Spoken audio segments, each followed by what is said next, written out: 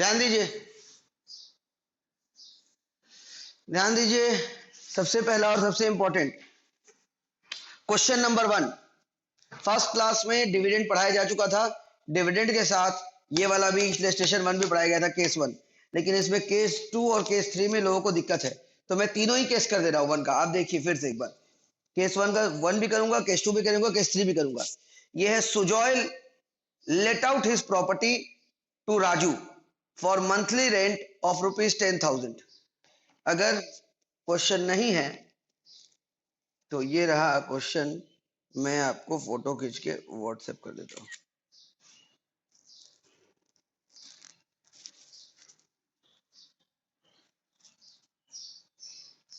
ये किया मैंने व्हाट्सएप, ये चला गया आप लोग के ग्रुप में, ठीक है। तो जिसके पास नहीं है उसको व्हाट्सएप कर दिया, लेकिन ऐसे ऑलरेडी ये सब किया हुआ था व्हाट्सएप, है ना, किया हुआ था ना पहले बेटा, हाँ है ना, किया हुआ था। तो जो होगा वो कॉपी करके रखा होगा, और जो नहीं किया होगा बुक से देखिएगा। ध्यान से सुनिएगा, लिखा हुआ है सुजॉय बोल के एक आदमी है। सुजॉय एक पर्सन है, मकान मालिक, जिसने घर भाड़े पर दिया, लेट आउट टू राजू, भाड़े पर दिया राजू को। कितने रुपए? 10,000 रुपए मंथली रेंट में। तो भैया उसको रेंट मिलेगा 10,000 पर मंथ, पर मंथ 10,000 रुपया। Got it. उसके बाद house has been let out with the following facilities, with the following facilities. क्या क्या फैसिलिटीज है? फूडिंग, फर्नीचर, इलेक्ट्रिसिटी, टेलीफोन, ये सारा फैसिलिटीज के साथ। तो भैया ये सारे फैसिलिटीज के साथ उसको घर मिला है, यानी घर के साथ अदर एसेसरीज भी मिला है। तो मैंने लिखवाया था और आज फिर बता दूं, अगर सिर्फ घर भाड़े पर मिलेगा, ओनली घर का भाड़ा अलग लेगा, खाली घर का भाड़ा अलग लेगा, है ना। तो अगर घर का भाड़ा अलग लेता है और एसेसरीज का भाड़ा अलग लेता है, तो घर वाला भाड़ा होगा इनकम फ्रॉम हाउस प्रॉपर्टी और एसेसरीज का भाड़ा होगा इनकम फ्रॉम अदर सोर्स। लेकिन घर के साथ एसेसरीज मिला के लेता है तो उसको income from other source composite rate बोलते हैं।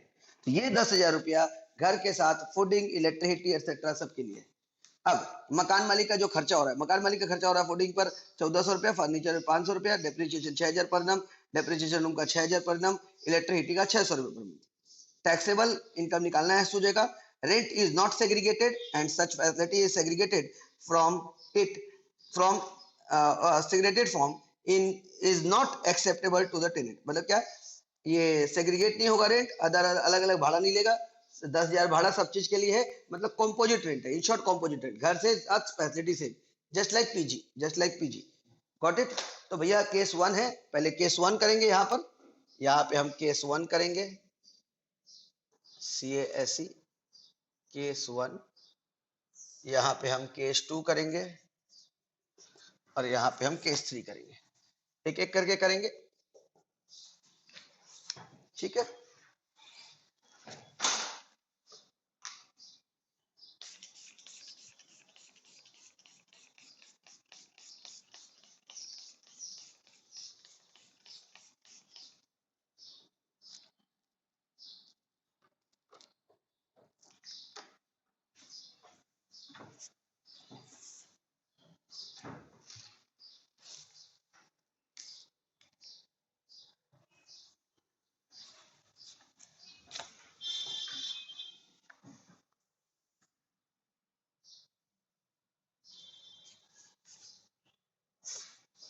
चलिए केस 1, केस 1 में इनकम होगा रेंट रिसीव्ड।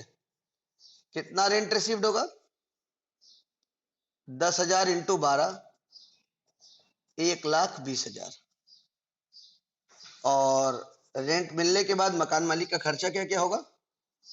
फूडिंग पे खर्चा होगा, फर्नीचर पे खर्चा होगा, डेप्रिसिएशन होगा, फिर डेप्रिसिएशन होगा, एक बार डेप्रिसिएशन होगा फर्नीचर का, एक बार डेप्रिसिएशन होगा रूम का, और इलेक्ट्रिसिटी एंड टेलीफोन का खर्चा।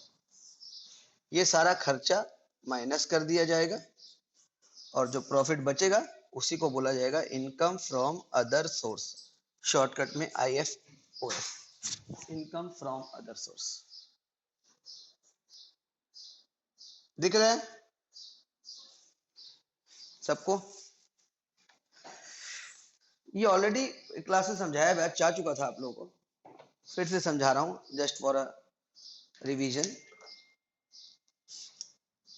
Got it?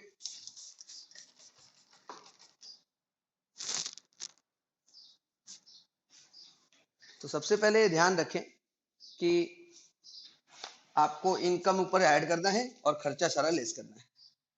ये कॉम्पोजिट रेंट है, मैं हेडिंग दे दे रहा हूं, इसको कॉम्पोजिट रेंट बोलते हैं। Composite rent topic, composite rent.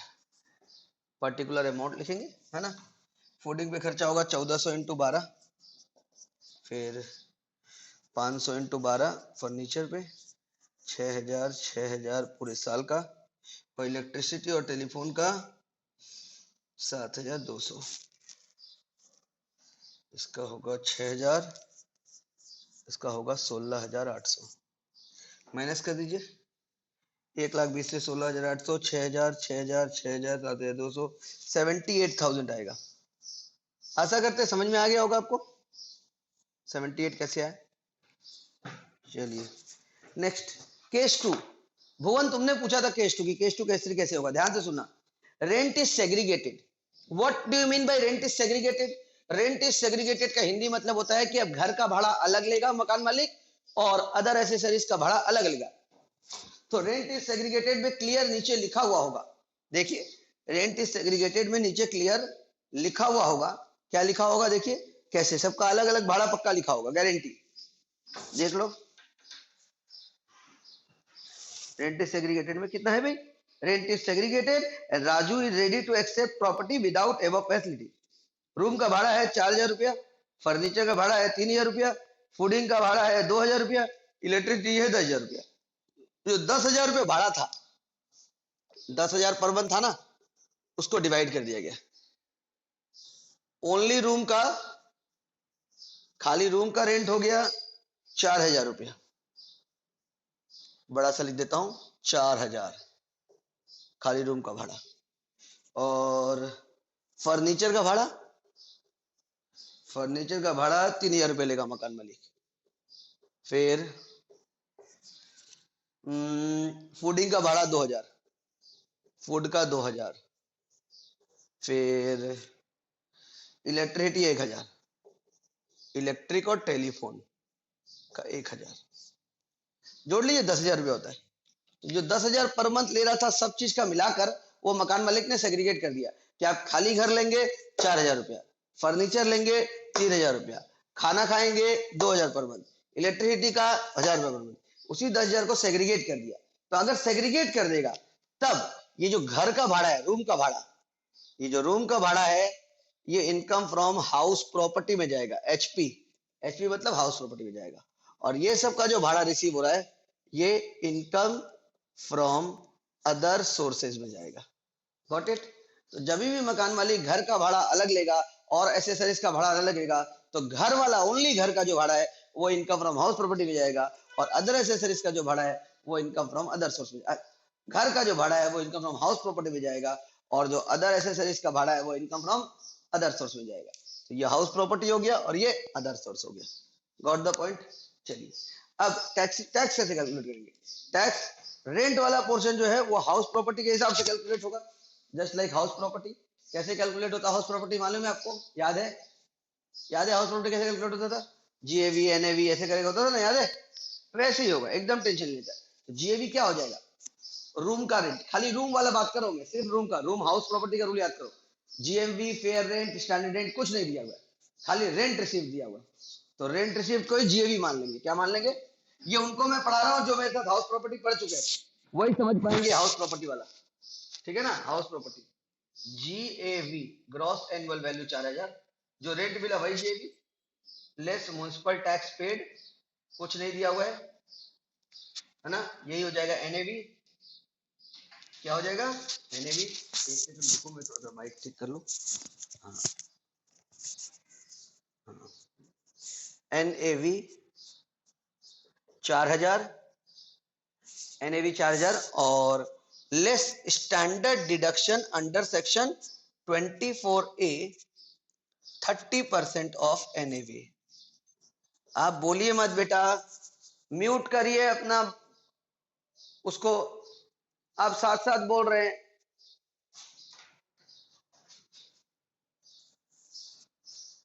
कोई ज्वाइन किया क्या? क्लोज कर दो, दिख रहा है ना बोर्ड? बीच में कोई बोलिए मत, अपने मन में बोलिए, क्योंकि मेरे को सुनने में दिक्कत नहीं, सभी लोग सुन रहे हैं ना, दो दो आदमी का आवाज कैसे सुनेगा? 6000 minus 30%, charger minus 30% of charger कितना होगा? 30% ऑफ चार्जर 30% ऑफ, ओहो गलती लिख दिया मैंने, ये चार्जर नहीं होगा, चार्जर पर मंथ है, तो 48,000 चार्जर पर मंथ है। ये भी पर मंथ, ये भी पर मंथ, ये भी पर मंथ, क्योंकि ये 10,000 पर मंथ था ना, तो 4000 इंटू 12 48,000, तो ये 48,000 होगा, और 48,000 का 30% माइनस होगा 48,000 का। सॉल्यूशन में देख लीजिएगा, बुक में ऐसे दिया हुआ है, 14,400 रुपये माइनस हुआ और रिमेनिंग आया income from house property. Sure, ये हाउस प्रॉपर्टी हो गया। अब जो अदर फर्नीचर, फूड, इलेक्ट्रिसिटी का जो भाड़ा मिल रहा है, यानी furniture plus food plus electricity, ये सब का जो रेंट रिसीव्ड हो रहा है, ये इनकम फ्रॉम अदर सोर्स है। रेंट रिसीव्ड कितना भी है? 325, 325 एक 6, 6,000 इंटू 12, 12 छक्के 12 60, 12 छक्के 72, 72,000, 72,000 ये हुआ इनकम फ्रॉम अदर सोर्स का टॉपिक। ये इनकम फ्रॉम अदर सोर्स जैसा रेंट रिसीव्ड लेस एक्सपेंडिचर्स। लेकिन आप एक्सपेंस कौन कौन से एक्सपेंस माइनस करेंगे मैं बता रहा हूं, फर्नीचर, फूड और इलेक्ट्रिसिटी वाला ही खर्चा माइनस होगा। भाई फूड का खर्चा है, 1400 इंटू 12, फर्नीचर का खर्चा 2 ठो है, एक फर्नीचर का है 500 इंटू 12, और है फर्नीचर का depreciation 6,000 per annum, 6,000 per annum, और एक है इलेक्ट्रिसिटी का, इलेक्ट्रिसिटी का कितना है? 7,200 पर एनम। सबको जोड़ के यहाँ लिखेंगे और इससे माइनस कर देंगे। तो जब आप अदर सोर्स में फूड, फर्नीचर और इलेक्ट्रिसिटी ले रहे हैं, तो खर्चा भी फूड, फर्नीचर और इलेक्ट्रिसिटी का ही होगा। यहाँ पे देख लीजिए 4 खर्चा था, 5 खर्चा, रूम का भी डिप्रिसिएशन था, लेकिन मैंने रूम का डिप्रिसिएशन क्यों नहीं माइनस किया? क्योंकि रूम का जो रेंट है वो तो चला गया कहाँ? हाउस प्रॉपर्टी में। तो हाउस प्रॉपर्टी में अगर डेप्रिसिएशन का रूल है तो माइनस होगा, और हाउस प्रॉपर्टी में डेप्रिसिएशन का रूल नहीं है, तो ignore the depreciation of room, room का डेप्रिसिएशन इग्नोर हो जाएगा। Got it? तो जिसका रेंट रिसीव्ड आप लेंगे अदर सोर्स में, उसी का खर्चा माइनस करेंगे। तो फिर एकदम माथा में बैठा लीजिए, एक साथ भाड़ा लेंगे घर के साथ पूरा, तो कॉम्पोजिट रेंट रिसीव्ड लिखेंगे। क्या लिखेंगे? कॉम्पोजिट रेंट रिसीव्ड, और सारा खर्चा माइनस, सारा घर का खर्चा, रूम का खर्चा, सब खर्चा माइनस। घर का भाड़ा अलग लेंगे, तो जो घर, हेलो, म्यूट करने बोल रहा हूं मैं आप लोगों को, आप लोग क्या कर रहे हैं? अरे यार रुको यार, इतना आवाज आता है ना, म्यूट करो पहले।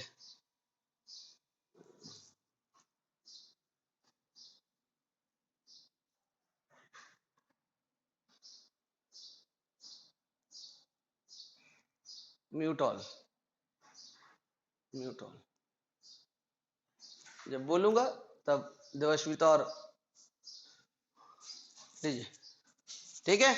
तो भाई खाली हाउस प्रॉपर्टी अलग से होगा, तो खाली हाउस प्रॉपर्टी को हम लोग इनकम फ्रॉम हाउस प्रॉपर्टी में लिखेंगे, इनकम फ्रॉम हाउस प्रॉपर्टी का रूल फॉलो होगा, और रिमेनिंग जो एसेसरीज का भाड़ा है वो इनकम फ्रॉम अदर सोर्स में रेंट रिसीव्ड दिखाएंगे और खर्चा माइनस कर देंगे। Got the point? समझ में आया सबको?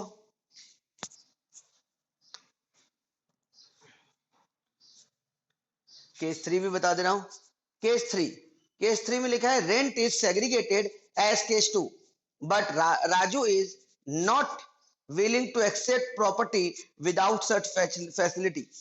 यानी क्या? मकान मालिक बोलता है कि अलग अलग भाड़ा हम लेंगे, लेकिन लेने वाला जो टेनेंट है हमारा प्यारा राजू, मैं फिर बोल रहा हूं ध्यान से देखिए बोर्ड पे, सुजॉय, सुजॉय मकान मालिक है, भाड़ा ले रहा है और राजू भाड़ा दे रहा है। राजू, तो सुजॉय ने राजू को बोला तुमको अलग अलग भाड़ा देना है, लेकिन राजू बोला ना हम एक साथ लेंगे, एक साथ। तो राजू बोलता है, सुजॉय बोलता है हम अलग अलग भाड़ा लेंगे, राजू बोलता है हम एक साथ देंगे। सेटलमेंट हो गया भाई, एक साथ दो। तो जब एक साथ दे दो तो एक केस वन बन गया। क्या बन गया? क्योंकि अगर आप टेनेंट को बोलते हैं कि इसका भाड़ा इतना, इसका भाड़ा इतना, इतना भाड़ा इतना, और सामने वाला जो रहने वाला बोलता है हमको एक साथ बताइए कितना देना है, लो लीजिए एक साथ, तो सामने वाला एक साथ दे रहा है, मतलब आप एक साथ ले रहे हैं, मतलब केस ए हो गया, है ना, case one. Got the point? तो मकान मालिक अलग अलग भाड़ा मांगना चाह रहा था, लेकिन टेनेंट जो है वो जो रहता है वो एक साथ ही भाड़ा उसको दिया। तो एक साथ दिया मैंने कॉम्पोजिट रेंट दिया, और तो कॉम्पोजिट रेंट दिया तो फिर वो कॉम्पोजिट रेंट केस थ्री में आएगा। केस थ्री मतलब composite rent case one, case three और केस वन दोनों सेम हो गया। चलिए, किसी को पूछना है कुछ? अनम्यूट करके पूछ लीजिए।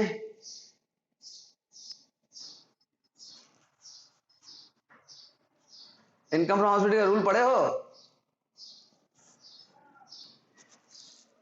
इनकम फ्रॉम हाउस प्रॉपर्टी वाला रूल पढ़े हो? हेलो, पढ़े हो? चलो बताए। तो भैया अगर हर का भाड़ा अलग से मांगेगा मकान मालिक और टेनेंट भी अलग से भाड़ा देगा, जैसे इन केस टू में घर का भाड़ा अलग से दे रहा है और फर्नीचर फूडिंग इलेक्ट्रिसिटी का अलग अलग दे रहा है, तो जो घर का भाड़ा होगा वो घर का भाड़ा जो रिसीव हो रहा है उसी को जीएबी में लिख देंगे, ग्रॉस एनुअल वैल्यू में 4000 इंटू 12 48,000। उसमें रूल है जीएबी में से म्युनिसिपल टैक्स पेड माइनस नहीं दिया हुआ है एनएवी, एनएवी में से दो चीज माइनस होता है, standard deduction under section 24A 30% of NAV, और दूसरा चीज माइनस होता है interest on loan. 30% of NAV minus हुआ है, इंटरेस्ट ऑन लोन माइनस नहीं हुआ क्योंकि नहीं दिया हुआ है, और आंसर आ गया। आशा करता हूं समझ में आया होगा।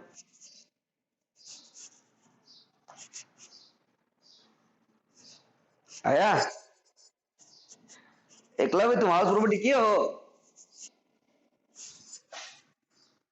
तो हाउस प्रॉपर्टी नहीं किया तो हाउस प्रॉपर्टी भूल जाओ, खाली अदर सोर्स देखो कि जो अदर सोर्स में है वो रेंट मिला रिसीव्ड ऐड और खर्चा माइनस, बस। क्योंकि उसके लिए हाउस प्रॉपर्टी का रूल मालूम होना चाहिए ना, हाउस प्रॉपर्टी चैप्टर वाला। समझे एकलव्य बाबू? पहला नहीं, सारा हाउस प्रॉपर्टी करना पड़ेगा। यूट्यूब में तो है हाउस प्रॉपर्टी सारा, एक एक करके देखते जाओ। हाँ कर लो, पूरा कर लेना, तब इसका हाउस प्रॉपर्टी वाला पोर्शन पूछ लेना, क्योंकि ये जीएवी एनएवी ये सब रूल है बेटा हाउस प्रॉपर्टी का। अभी तो अदर सोर्स चैप्टर चल रहा है ना, तो अदर सोर्स वाला पे कंसेंट्रेट करो, ठीक है? चलो, ओके, समझ में आया सबको? और लोगों को समझ में आया जो लोग हाउस प्रॉपर्टी पढ़ चुके थे? चलिए आगे बढ़ते हैं।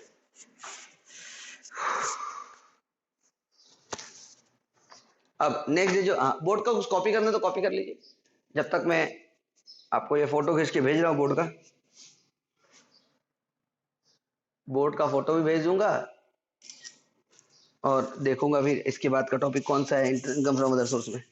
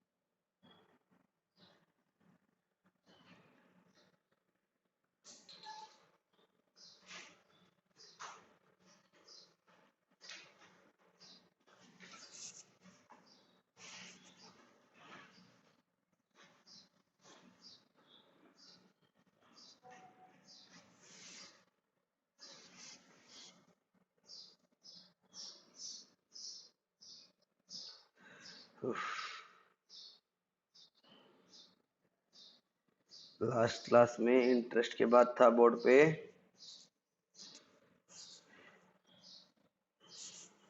क्या पॉइंट था भाई, हाँ, रेंट फ्रॉम मशीन ये सब हो गया, plant accessory furniture, rent from house with furniture हो गया, फिर composite rent, casual income, lottery, game, puzzle etcetera, ये पढ़ाऊंगा अभी। लॉटरी गेम पजल, उसके बाद income from owning maintain horse race बता दूंगा, फैमिली पेंशन फर्स्ट क्लास से बता दिया था, फीस रिसीट, हाँ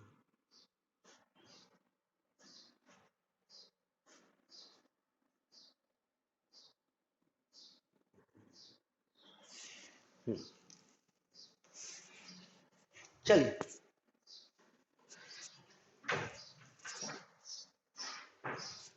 डस्टर कहाँ है भाई, कॉपी हो गया होगा, कोई कॉपी कर रहा है क्या, एनीवन?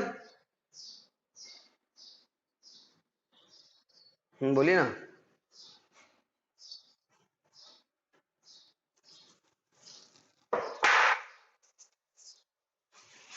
आप केस बोलिए, केस बोलिए, इतना पूरा पढ़ने का दरकार नहीं है, केस बोलिए। हाँ केस टू, हाँ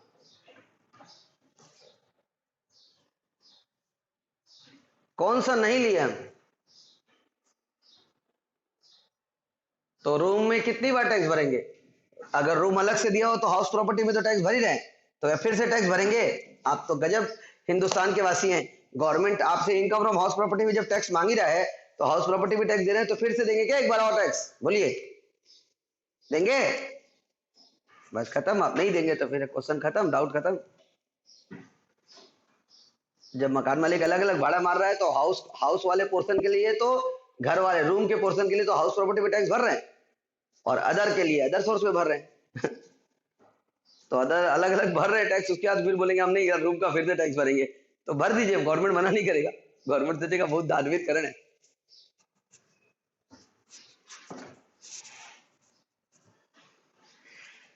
ठीक है, मिटा दू बोर्ड, फोटो तो चला ही गया होगा, देवोश्मिता, देव, चलिए मिटा देता हूँ। भुवन, मिस्टर भुवन नहीं है क्या आज? हेलो भुवन, आज भुवन नहीं है?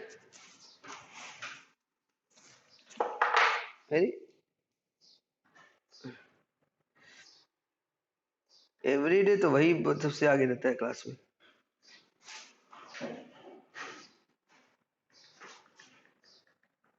नया ज्वाइन हुआ है क्या?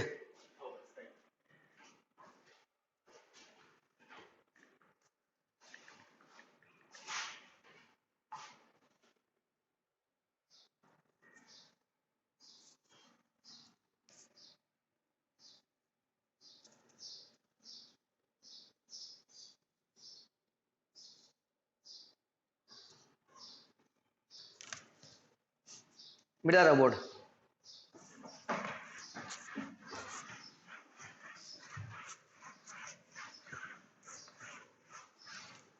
भुवन ही ये डाउट पूछा था, इसीलिए भुवन को ढूंढ रहे थे।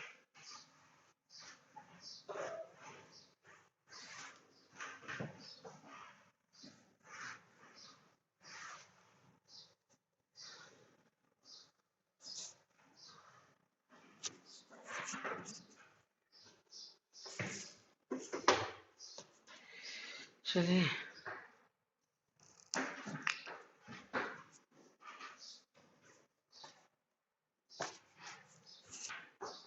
ये तो हो गया, इसके बाद क्या बताना था, क्या बोला था मैंने, क्या बताऊंगा? हाँ कैजुअल इनकम, कैजुअल इनकम में lottery, game, puzzle, horse race etcetera, ये जितना भी इनकम है ना, लॉटरी गेम पजल एटसेट्रा, ये सब में अगर लॉटरी रिसीव्ड लिखा हुआ है, लॉटरी रिसीव्ड 70,000 और लिखा है after deducting, after deduction of 30%, इसका मतलब ये लॉटरी रिसीव्ड दिया है, lottery received, game received, puzzle का इनकम रिसीव्ड या हॉर्स रेस का इनकम रिसीव्ड, तो उसमें रिसीव्ड पे टैक्स नहीं लगता है, ग्रॉस अमाउंट पे टैक्स लगता है। ऐसा मैंने बताया था। किस अमाउंट पे टैक्स लगता है? ग्रॉस अमाउंट पे। एकदम दिमाग में बिठा लीजिए, कौन से अमाउंट पे टैक्स लगता है? ग्रॉस अमाउंट पे। श्योर? तो रिसीव्ड दिया है तो आपको ग्रॉस अमाउंट निकालना पड़ेगा। एज्यूम करिए लॉटरी अर्नड, जिसको अर्नड बोलते हैं, अर्न किया, अर्नड माने gross amount, GROSS, gross amount 100 less TDS काट लिया 30%, 30% कटा हुआ है भाई, तो रिसीव्ड कितना हुआ होगा? रिसीव्ड हुआ होगा 70, तो 70 का मतलब 70,000, तो 100 का मतलब कितना? 70,000 भाई 70 इंटू 100, मतलब 1,00,000 रुपया लॉटरी जीता। 1,00,000 रुपया ही इनकम फ्रॉम अदर सोर्स में जाएगा, 1,00,000 रुपया ग्रॉस अमाउंट। Got it? ये लॉटरी, गेम, पजल सबके लिए। तो अगर क्वेश्चन में इनकम अर्नड लिखा है या ग्रॉस अमाउंट लिखा है तब तो वही इनकम फ्रॉम अदर सोर्स हो गया टैक्सेबल। लेकिन अगर रिसीव्ड लिखा है और रिसीव्ड में से कटा हुआ है, मतलब कुछ परसेंट कटा हुआ है, तो आप एज्यूम कर लीजिएगा आपको ग्रॉस अमाउंट निकालना पड़ेगा, वो टैक्सेबल होगा। ये हो गया कैजुअल इनकम, खत्म। याद रखिएगा, जब भी रिसीव्ड लिखा रहेगा, lottery received, game received, puzzle received, तो आप क्या करेंगे? जो रिसीव्ड अमाउंट है उससे ग्रॉस अमाउंट निकालेंगे। 100 माइनस 30%, 70, 70 का मतलब 70,000, तो 100 का मतलब 1,00,000। चलिए, ये हो गया आपका कैजुअल इनकम का काम खत्म। बुक में कैजुअल इनकम भी ऐसे ही दिया था। नेक्स्ट, उसके बाद आप कल का नोट्स निकाल लीजिए, कल जो पढ़ाया था मैंने उसमें सब नाम दिया हुआ है, वही नाम एक एक करके मैं आपको पढ़ा रहा हूँ, आपको तो पता ही होगा। यहाँ देखिए कैजुअल इनकम में लिखा हुआ है ग्रॉसिंग अप। अगर लॉटरी रिसीव दिया है मतलब ये हो गया कि gross lottery income minus TDS 30%, तो लॉटरी रिसीव्ड का amount is equal to 70% of gross. तो आप ऐसे भी निकाल सकते हैं, ग्रॉस अमाउंट का सीधा फॉर्मूला लिख सकते हैं, gross lottery lottery income is equal to received by 70%, direct. ऐसे भी करते तो हो जाएगा, ये फॉर्मूला है, रट्टू तोता फॉर्मूला है। Gross lottery amount income is equal to lottery income received by 70%। इस फॉर्मूला से भी मैं करके दिखा देता हूँ। सीधा ग्रॉस निकालना हो, सीधा ग्रॉस अमाउंट निकालना है, तो जो रिसीव्ड है, रिसीव्ड अमाउंट से डिवाइड बाई 70% करेंगे तो आ जाएगा 70,000। कैलकुलेटर में डिवाइड 70%, सीधा 1,00,000 आएगा। ये फॉर्मूला बना दिया बुक वालों ने, मैंने कंसेप्ट पढ़ा है, ये फॉर्मूला है, जो आपका इच्छा कर लीजिए। समझ में आया होगा? चलिए, ये हो गया कैजुअल इनकम खत्म।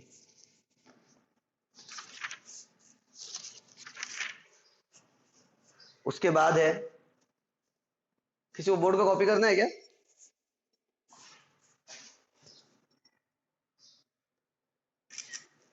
ग्रुप में भेज देना फोटो, तो ऐसे आज का टॉपिक छोटा होता है, जल्दी खत्म हो जाएगा।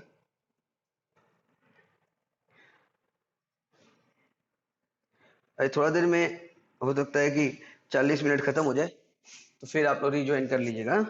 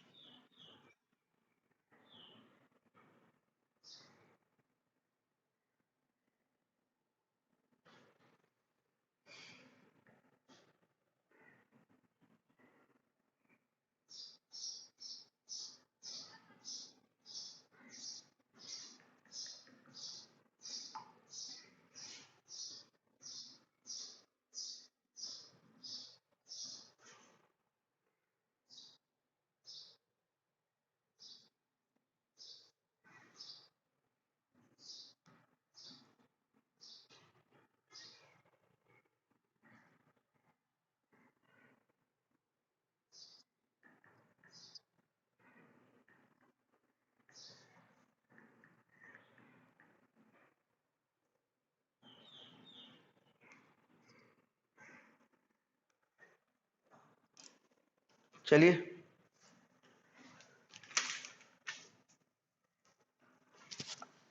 बाद का टॉपिक है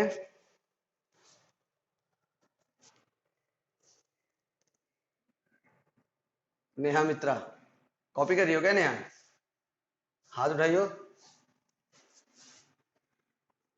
न्यू मीटिंग फिर से।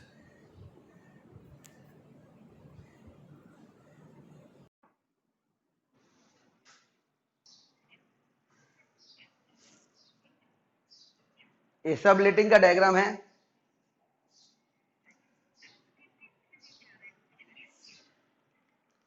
ये सबलेटिंग का डायग्राम है। सबलेटिंग के डायग्राम में जो लेट ज्वाइन किया था उनको बता दूं कि रोहित रियल ओनर है इस घर का, जो घर बना हुआ है, और रोहित को रेंट रिसीव्ड हो रहा है 20,000 रुपया दीपिका से। रोहित ने दीपिका को रेट आउट किया है, मतलब भाड़े पर दिया है घर।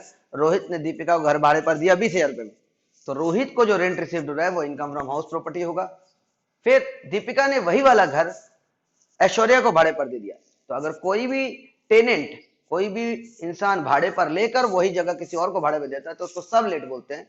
तो दीपिका को भाड़ा रिसीव हो रहा है 50,000 रुपया, रेंट रिसीव 50,000 दीपिका को रिसीव मिल रहा है, और दीपिका दे रही है भाड़ा 20,000 रुपया।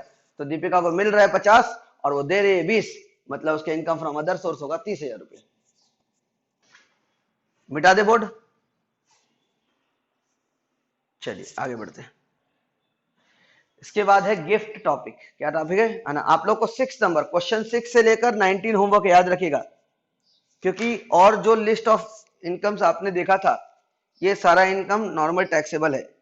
मैं फिर दिखा दूं आप लोगों को जो याद नहीं हो तो। ये देखिए मोबाइल से दिखा रहा हूं, आप देख रहे हैं 6 नंबर पॉइंट से 30 नंबर पॉइंट तक बता दिया था मैंने। Income from owning maintaining race horse किसको बोलते हैं? रेस मूवी वाला। इनकम ऐड होगा खर्चा माइनस फैमिली पेंशन पढ़ा दिया था। Fees receive from attending charity भाई इनकम है। सबलेट अभी बता दिया, सबलेट ऐसे पहले ही बताया था। और outside agriculture India, outside India होगा तो टैक्सेबल होगा, एग्रीकल्चर लैंड में इनसाइड इन इंडिया होगा तो टैक्सेबल नहीं होगा, एग्जेम्प्टेड हो जाएगा। तो ये सारा ऑलरेडी पढ़ाया जा चुका है, खाली एक गिफ्ट टॉपिक है वो बता देता हूं।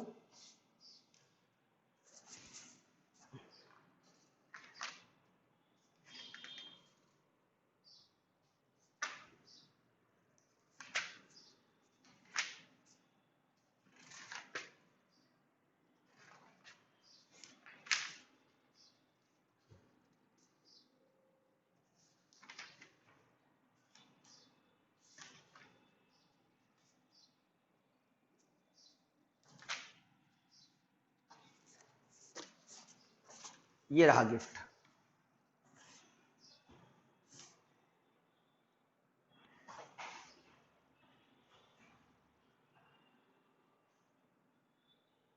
चलिए 2 पेज का है ये, लेकिन है बड़ा इजी।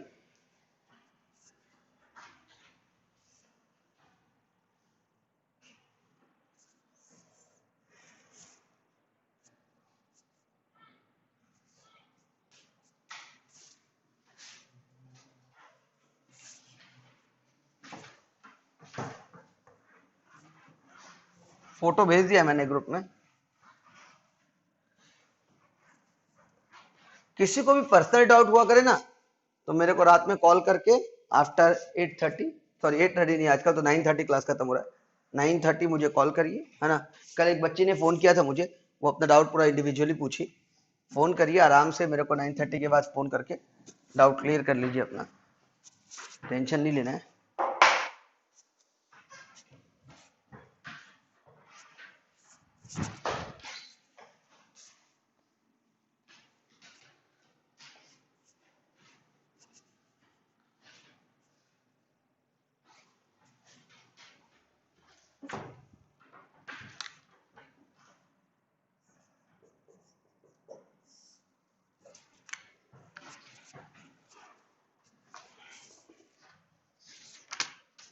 गिफ्ट का रूल बता रहा हूं।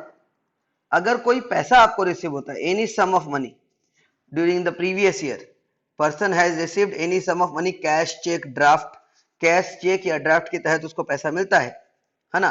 और वो पैसा मिलना है बिना कोई कंसिडरेशन, विदाउट कंसिडरेशन। मैंने क्या, जैसे मैं पढ़ाता हूं तो मेरे को पैसा मिलता है तो वो गिफ्ट नहीं हुआ। वो मेरा इनकम हुआ ना, इनकम फ्रॉम ट्यूशन। अगर मान लो कोई आया, मैंने उनका पाँव छुआ, मामा जी का, मामा जी हमको 10,000 रुपये निकाल के दे दिए, है ना, वाह मामा जी, 2 बार पाँव छू लेते हैं और 10,000 मिल जाएगा।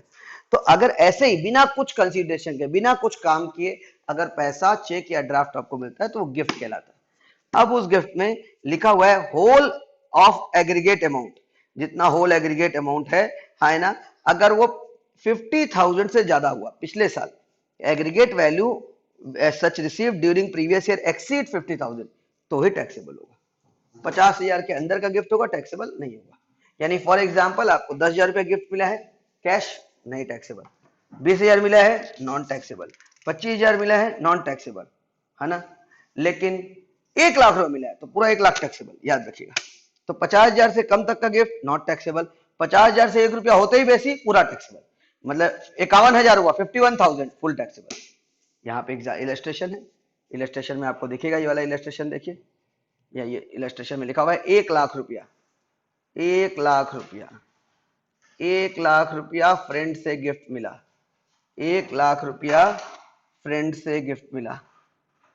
1,00,000 रुपया जो गिफ्ट मिला है वो पूरा 1,00,000 रुपया considered as income of mister Anand. Anand को 1,00,000 रुपया गिफ्ट मिला था, पूरा टैक्सेबल हो गया। Got it? दिखाई पड़ा सबको 1,00,000 रुपया भाई? हेलो,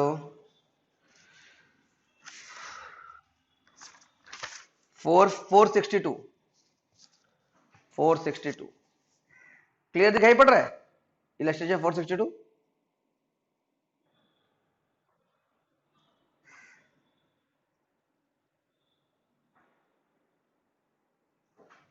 अब दिख रहा है?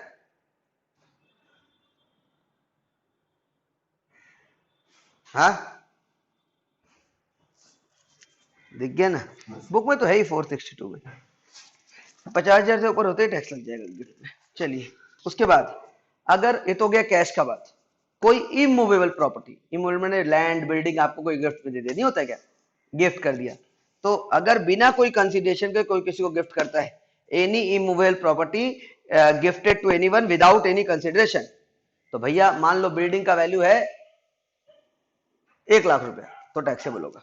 यहां लिखा हुआ है स्टाम्प ड्यूटी वैल्यू एक्सीड 50,000, 50,000 रुपए से ज्यादा का होगा हाउस प्रॉपर्टी टैक्सेबल, याद रखिए। और 50,000 तक का अगर हाउस प्रॉपर्टी है, लैंड और बिल्डिंग है, इमूवेबल प्रॉपर्टी है, तो नॉट टैक्सेबल। यानी जो इमूवेबल प्रॉपर्टी 50,000 से ज्यादा का गिफ्ट आपको मिलेगा किसी से, तो वो टैक्सेबल होगा इनकम फ्रॉम अदर सोर्स में। तो कैश भी 50,000 से ज्यादा, ये इमूवेबल प्रॉपर्टी भी 50,000 से, जिन 50,000 क्या मार्केट वैल्यू 50,000 नहीं, स्टाम्प ड्यूटी, स्टैम्प ड्यूटी होता है हर जमीन जायदाद का स्टैम्प ड्यूटी होता है, लैंड और बिल्डिंग का स्टैम्प ड्यूटी होता है। स्टैम्प ड्यूटी अगर 50,000 से ज्यादा है तो टैक्स लगेगा, 50,000 तक है तो टैक्स नहीं लगेगा। फिर और 75,000 कहाँ तुम 75,000 पढ़ ली? कौन से पेज में पढ़ ली? वो तो एग्जाम्पल नहीं पढ़ा है ना, तुम तो गलत पढ़ रहे हो, हम तो रूल पढ़ा रहे हैं अभी। 50,000 वाला रूल है, रूल 458 में, 458 में देखो रूल है 50,000। एग्जाम्पल पढ़ाएंगे।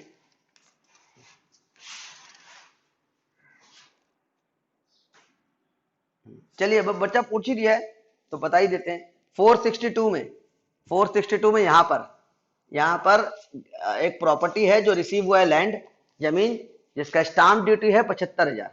स्टाम्प ड्यूटी 75,000, अपने अपने बुक में देख लीजिए, स्टाम्प ड्यूटी है 75,000। बुक खोल लीजिए 462 पेज में, स्टाम्प ड्यूटी है 75,000। तो Mr Pati received a piece of land, stamp duty 75,000 from his friend without consideration, बिना कंसिडरेशन के 75,000 रुपए का मिल गया। और such land acquired by Raja 10,000 रुपया, मतलब राजा जो गिफ्ट किया था, राजा ने मिस्टर पति को गिफ्ट किया 75,000 रुपया स्टैम्प ड्यूटी का सामान, और राजा उसको 10,000 में खरीदा। तो राजा कितना में खरीदा था उससे हमको कोई मतलब नहीं है। जो तुमको गिफ्ट मिला फ्री में, मिस्टर पति को जो फ्री में लैंड मिला है उसका स्टैम्प ड्यूटी 50,000 ज्यादा है, जितना है 75,000 फुल्ली टैक्सेबल, लिखा हुआ है आंसर में देख लीजिए। Such since stamp duty value is exceed 50,000, hence 75,000 shall be considered as income of Mr. पति। पढ़ लीजिए, 50,000 ज्यादा होते।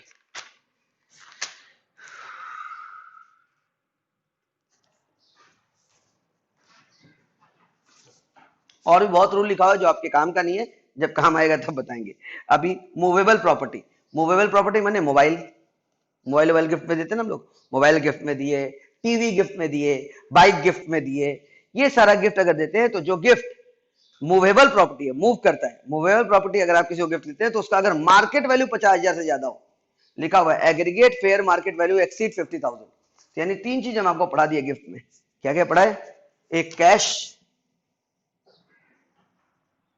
कैश में चेक, कैश ड्राफ्ट सब, अगर कैश चेक ड्राफ्ट, फिर एक इमूवेबल प्रॉपर्टी और एक मूवेबल प्रॉपर्टी।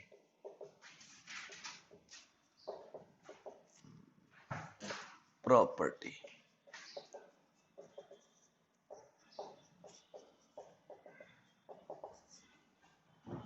कैश, इमूवेबल और मूवेबल प्रॉपर्टी, ये एक्सीड 50,000 टैक्सेबल, 50,000 ज्यादा होगा कैश तो टैक्सेबल। जमीन में स्टाम्प ड्यूटी एक्सीड 50,000 तो टैक्सेबल, स्टाम्प ड्यूटी अगर 50,000 से ज्यादा है तो टैक्सेबल होगा। और यहाँ पे fair market value, fair market value exceeds, तीनों में तो अमाउंट सेम ही है। और भी बहुत सारा ज्ञान दिया हुआ है बुक में, अभी उसको पढ़ के फायदा नहीं है ना, बिकॉज जनरली क्वेश्चन में क्या, असली लाइफ में कोई पूरा इतना डिटेल बताता नहीं है, सीधा बोलता आपको गिफ्ट दिया सामने वाला, तो गवर्नमेंट बोलती है गिफ्ट दिया कितने का है, बोलो 50,000 ज्यादा का है टैक्सेबल होगा, चलो 50,000 से अंडर का टैक्सेबल नहीं होगा। Got it? कौन सा फोटो? तो दरकार ही नहीं है ना फोटो का, बोर्ड पे तो लिख दिया है। तुमको अगर कोई कैश गिफ्ट करेगा उतना डिटेल फोटो लेके क्या करोगे, सीधा क्वेश्चन आएगा एग्जाम में, तो थ्योरी तो लिखने आएगा नहीं गिफ्ट, है ना, तो सीधा अगर तुमको कोई कैश गिफ्ट करता है, 20,000 रुपया गिफ्ट किया कैश, नॉट टैक्सेबल, 30,000 गिफ्ट किया नॉट टैक्सेबल, 70,000 गिफ्ट किया टैक्सेबल। Got it? तो पिछले साल अगर 50,000 रुपए से ज्यादा का कैश गिफ्ट मिलेगा तो टैक्सेबल। इमूवेबल प्रॉपर्टी मैंने लैंड और बिल्डिंग, लैंड और बिल्डिंग स्टाम्प ड्यूटी वैल्यू जिसका 50,000 ज्यादा होगा taxable. Got it? Movable property, mobile mobile अगर कोई आपको गिफ्ट करता है और उसका वैल्यू 50,000 से ज्यादा होता है मार्केट वैल्यू तो टैक्सेबल। मतलब आपको अगर कोई वीवो का 19,000 का फोन गिफ्ट करता है तो नॉट टैक्सेबल। अगर कोई आपको सैमसंग का 35,000 का गिफ्ट करता है नॉट टैक्सेबल। कोई आपको आईफोन का 80,000 रुपये वाला मोबाइल गिफ्ट करता है तो टैक्सेबल हो जाएगा। मूवेबल प्रॉपर्टी समझ में आया बेटा? बुक में तो बहुत कुछ लिखा रहता है, उतना डिटेल में पढ़ने की दरकार थोड़ी है। क्वेश्चन में और आएगा क्या पता है, पूरा जो जैसे क्वेश्चन देखे होंगे, क्वेश्चन नंबर 7 क्वेश्चन नंबर 8 देखे ना, क्वेश्चन नंबर 7 8 में बीच में आ जाएगा कैश गिफ्ट, एक लाइन, कैश गिफ्ट 70,000, अगर 70,000 तो 70,000 जुड़ेगा, और वहीं अगर लिखा रहेगा 30,000 तो नील, यानी 50,000 से कम हुआ तो नॉट टैक्सेबल नील, और 50,000 ज्यादा हुआ तो पूरा अमाउंट टैक्सेबल। तो एक लाइन के लिए कोई इतना 2-2 3 दिन में याद थोड़ी करता है। बट इट, चलिए वही बात है।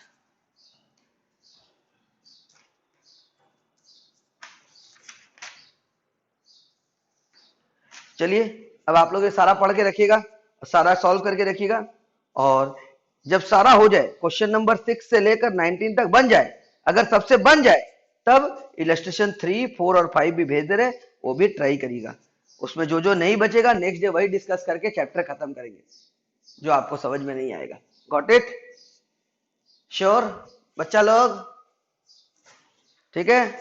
ऐसे में अभी गिफ्ट का एक बच्चा बोला तो उसको फोटो भेज दे रहा हूँ, बहुत ज्यादा है लेकिन ठीक है, भेजा हुआ तो अच्छा बात है, पढ़ लीजिए और रीड कर लीजिए, लेकिन उसमें जो एक्स्ट्रा चीज है उसमें दिमाग मत लगाइएगा। अरे हाँ, एक बात बताना भूल गए, गिफ्ट गिफ्ट में बहुत इंपॉर्टेंट बात है, अभी बता रहे, रुके रुके रुके रुके, बहुत इंपॉर्टेंट है, एक सेकंड रुकिए, फिर फोटो भेज दे, थोड़ा सा बोर्ड का ही फोटो भेज देंगे। इलस्ट्रेशन, एक सेकंड रुकिएगा।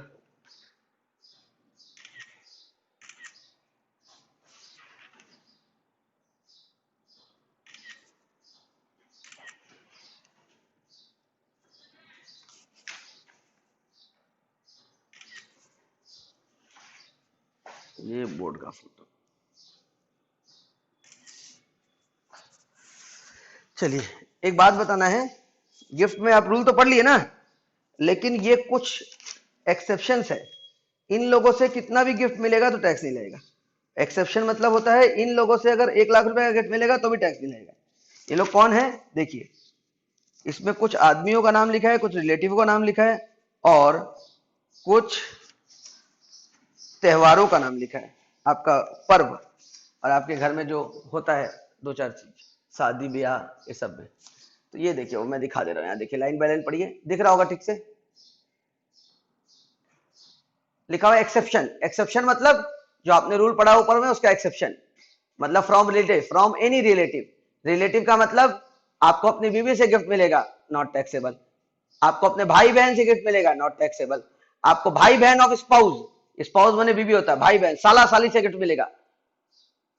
तो याद रखिएगा अगर आप लड़का है तो साला साली से गिफ्ट मिलेगा नॉट टैक्सेबल, अगर आप लड़की हैं तो आपके ननद और देवर से गिफ्ट मिलेगा नॉट टैक्सेबल। तो आपका भाई बहन और आपके स्पाउस, स्पाउस बने होता है पति के लिए पत्नी, पत्नी के लिए पति, तो आपका स्पाउस का भाई बहन से गिफ्ट मिलेगा तो not taxable. Brother sister of either parent of the individual, brother sister of either parent of the individual मतलब क्या, बुआ चाची, चाचा और चाचा बुआ, ब्रदर ऑफ पेरेंट मतलब पापा का ब्रदर, तो चाचा और बुआ और मौसी और मामा से गिफ्ट मिलेगा तो नॉट टैक्सेबल। एनी एंटीसीडेंट डिसीडेंट, आपके दादाजी या दादाजी के पिताजी से गिफ्ट मिलेगा, या आपका बेटा या नाती आपको गिफ्ट देगा तो नॉट टैक्सेबल। उसमें कोई अमाउंट लिमिट नहीं है, जितना रुपया गिफ्ट देगा नॉट टैक्सेबल। और ज्वाइंट फैमिली में अगर ओकेजन में शादी वादी में गिफ्ट मिलता ना, मैरिज में शादी में कैश मिला, मोबाइल मिला, ऐसा नॉट टैक्सेबल। किसी के मर्दी में जो पैसा वैसा चढ़ाता है मर्दी में वो not taxable. Got it?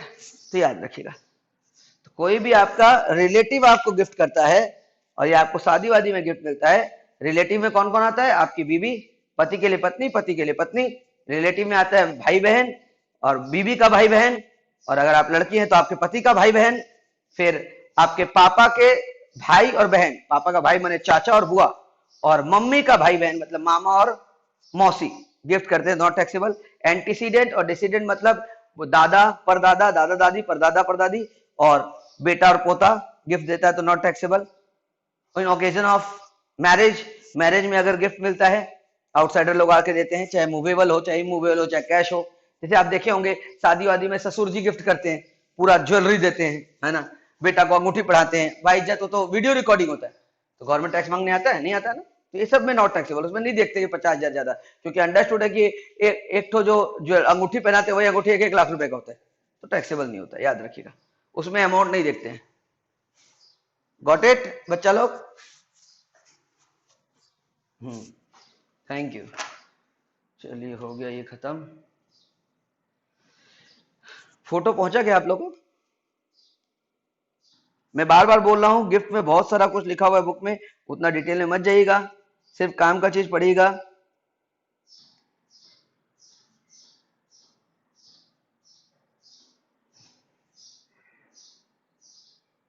3 4 5 6 7 board का फोटो भी भेज दिए और ये भी भेज दिए, इलस्ट्रेशन 3 4 5 भी भेज दिए, गिफ्ट का ही फोटो भेज दिए। घर में बैठ के आराम से पूरा पढ़िए, पहले 6 to 19 सॉल्व करिएगा और फिर 3 4 5 सॉल्व करिएगा।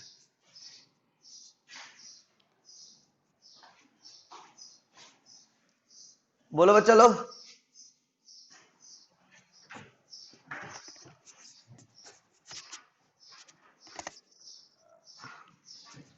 हमको लगता है कल सुबह तक अपलोड हो जाना चाहिए, क्योंकि हम तुम घर में छोड़ के आए हैं अपलोड करने के लिए, कल सुबह तक आ जाना चाहिए। ठीक है बच्चा लोग, तो कल सॉल्व करके रेडी रखना, तो इनकम फ्रॉम अदर सोर्स कल खत्म कर देंगे। हाँ श्योर पक्का? अरे मैं भूल गया था, 12:30 का क्लास दिया हूँ कि 11 बजे का गया हूँ बताओ तो? मैसेज तो मैंने 12:30 किया, लेकिन कल डिस्कशन में क्या बात हुआ था? ओ 11 बात हुआ था क्या? मैं मिसअंडरस्टैंड हो गया, मेरे को लगा 12:30 का है। ठीक है भाई 11 ही रखो, 11 ही बेटर है। ओके ठीक है, ग्रुप में अभी मैसेज करवा दूंगा मैं स्टाफ को बोल के। ओके 11 बजे का। ओके चलो bye, tata bye bye, see you, शब्बा खैर, खुश रहिए, आबाद रहिए, यहाँ रहिए चाहे धनबाद रहिए। पूछे ना, बंद थोड़ी कर रहे हैं, पूछिए पूछिए। हाँ हाँ 50,000 नॉट टैक्सेबल, एक्सीड 50,000, 50,000 1 रुपया होगा तब टैक्सेबल होगा। Okay thank you. हाँ बोलिए बोलिए। 19 का 1, 19 तो सॉल्व करेगा, अभी तक सॉल्व किया नहीं बेटा, होमवर्क है, कल बताया जाएगा। सबको कर लें दीजिए, हाँ कोई लोग तो पढ़ा ही नहीं, कई लोग तो क्वेश्चन। ठीक है चलो बाय। देखो सब लोग bye bye bye bye bye, सब लोग अनम्यूट करके बाय बाय बोलो। Bye bye bye. ये क्लासरूम फॉर्म ज्यादा बेटर लगा ना पहले वाले से, जितना पहले क्लासेस हुआ। हाँ वेरी गुड। चलिए चिंता मत करिए, जूम ऐप थोड़ा दिन के लिए यूज कर लीजिए, बाद में मेरा ऐप आ जाएगा ना, तो फिर बार बार हटाना हटाना नहीं पड़ेगा, फिर डायरेक्ट एक साथ ही, और बार बार आप लोग को ज्वाइन भी नहीं करना पड़ेगा। मेरे वाला जो ऐप है ना, उस ऐप में लिंक लेके ज्वाइन करने की दरकार नहीं है। एक बार हम बैच में स्टूडेंट ऐड कर देंगे, तो आप ऐप खोल के जहां जाएंगे, मेरे मतलब जैसे क्लासरूम में आके बैठते हैं वैसे वहां पे बैच में बैठेंगे, आप ऑन हो जाएंगे अपने आप ही क्लास चालू हो जाएगा। इसमें तो बार बार सेलेक्ट करना पड़ता है ना। बहुत इजी है और स्टूडेंट फ्रेंडली है। चलिए बाय बाय, 2-4 दिन का बात है, इसमें मजा लीजिए।